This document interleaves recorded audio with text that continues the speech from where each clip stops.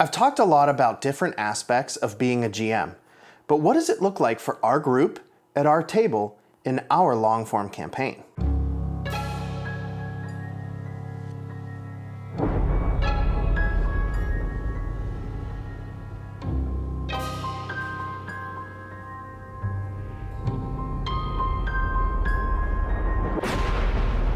We're currently 10 episodes into our campaign.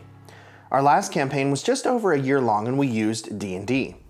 That campaign was the first time our group had met and come together, so it was, in its entirety, a learning curve. I was a first-time GM, my wife was a first-time player, and we had just finished our game room. Our campaign now is also uncharted territory, as we've obviously never done anything long-form or high-level in Daggerheart. But we're in it together this time. And speaking of levels, we just leveled up for the first time. Leveling up to level 2, which is also tier 2, felt so significant. It truly makes the characters feel like they've gotten stronger, learned more, and evolved, both mechanically and narratively. Of course, Demiplane has been an incredible digital resource. We have a hybrid setup. We use Demiplane for the sheets and resource management, and the physical cards for the domain abilities and features. We even have the gemstones, which I've really enjoyed using now, with each one representing a +1 to the roll. So far, it has been a super fun learning experience for all of us. Getting used to resource management, the different dice rolling, and for me, the sliding scale of success and failure, as well as new concepts like countdowns and using environments as adversaries, has been eye-opening to the possibilities that await us each week. While one would argue that Daggerheart requires more mental gymnastics from the GM, if you lean into the encouragement of sharing narrative authority, it can actually give the GM a break and present new, inspiring, creative decisions that the players want to make. During the course of our campaign so far, I have challenged our players to improvise and share in the world-building experience together. For example, my wife's character, Mozzie, is a fungal Warden of Renewal druid. We homebrewed what kind of fungal she is. Basically, she's a plant. She has terracotta pots for shoes and must fertilize during downtime. It has been an amazing build.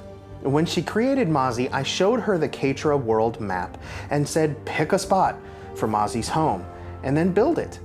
What resulted is a fantastic little village called Whisper Grove, where the magic that created the area was so abundant that it overflowed into nature itself, giving her kind sentience.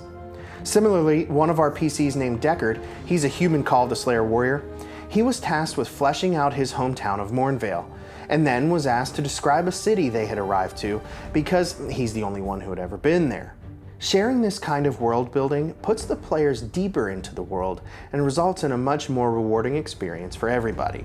So, to break it down, our group is made up of a fungal druid named Mozzie, a human warrior named Deckard, a ribbit bard named Bubba, an elf seraph named Clorinda, and a Galapa rogue named Raska.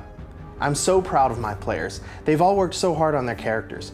They've fleshed out their backstories and have done an amazing job of making decisions that their characters would make. We're playing a homebrew campaign on my very own planet called Ketra. We started with the retelling of how the group met through flashbacks, then headed into the story, which centered around an ancient temple in the capital city opening to the public for the first time. I'll admit I was intimidated starting this campaign.